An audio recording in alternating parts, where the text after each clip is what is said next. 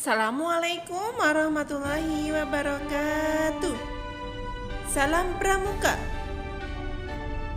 Apa kabar teman-teman semuanya? Hari ini kita belajar pramuka tentang manfaat tongkat pramuka. Nah, teman-teman, kita awali dulu ya dengan membaca doa. Bismillahirrahmanirrahim. Rabbi zidni ilma warzuqni fahma. Amin. Teman-teman, kalian tahu kan tongkat pramuka? Ya, meskipun kita kelas 3 kemarin belum pernah belajar, sekarang kita pelajari ya tongkat pramuka. Manfaat yang pertama untuk membuat tiang bendera. Manfaat yang kedua yaitu untuk membuat tiang tenda. Nah, ketika kita berkesempatan untuk bisa mengikuti kemah dimanapun tempatnya, mendirikan tenda itu merupakan hal yang lazim yang harus dilakukan oleh peserta kemah. Nah, sebagai tiang penyangga tenda itu terbuat dari tongkat pramuka dan kita nanti harus bisa. Lalu yang ketiga digunakan untuk membuat rak sepatu. Nah, ini juga pada kondisi ketika kita berada di tempat perkemahan, kita bingung mau naruh sepatu di mana, sepatu basah, sepatu kering, untuk jemurnya bagaimana. Nah, kita harus bikin dulu rak sepatu yang terbuat dari tongkat pramuka. Nah, setelah jadi kita gunakan untuk menjemur sepatu atau menaruh rak-rak untuk menaruh sepatu-sepatu yang sudah dipakai. Dan yang keempat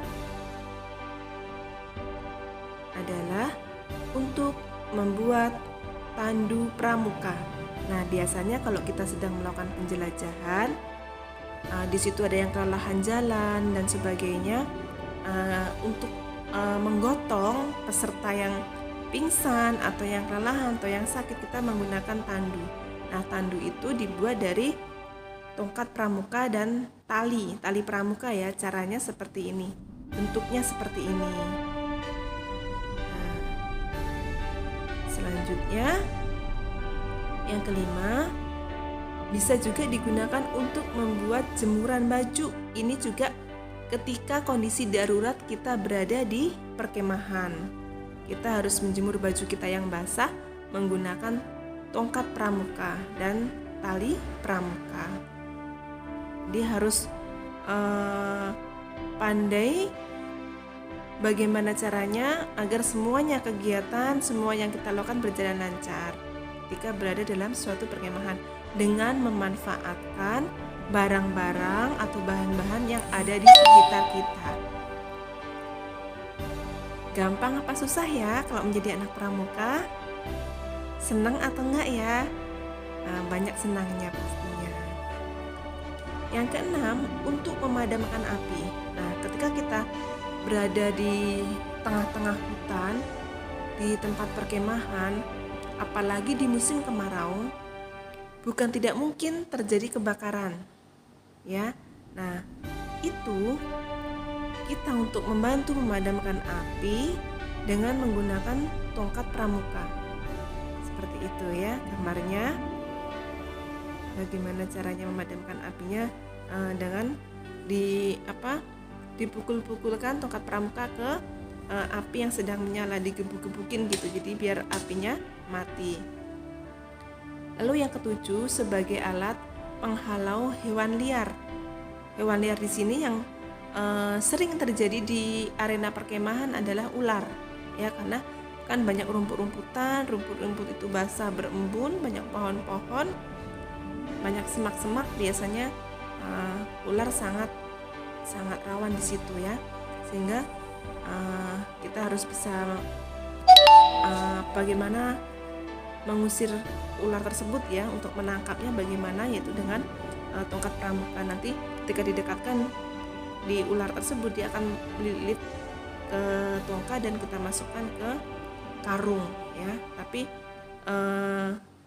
jangan coba-coba, maksudnya ini bisa dilakukan oleh orang dewasa ya, bukan anak-anak gitu ya. Ini berbahaya kalau anak-anak yang melakukannya. Jadi kalau kalian menemukan ular atau apa ketika berkemah harus dilaporkan ke kakak pembina.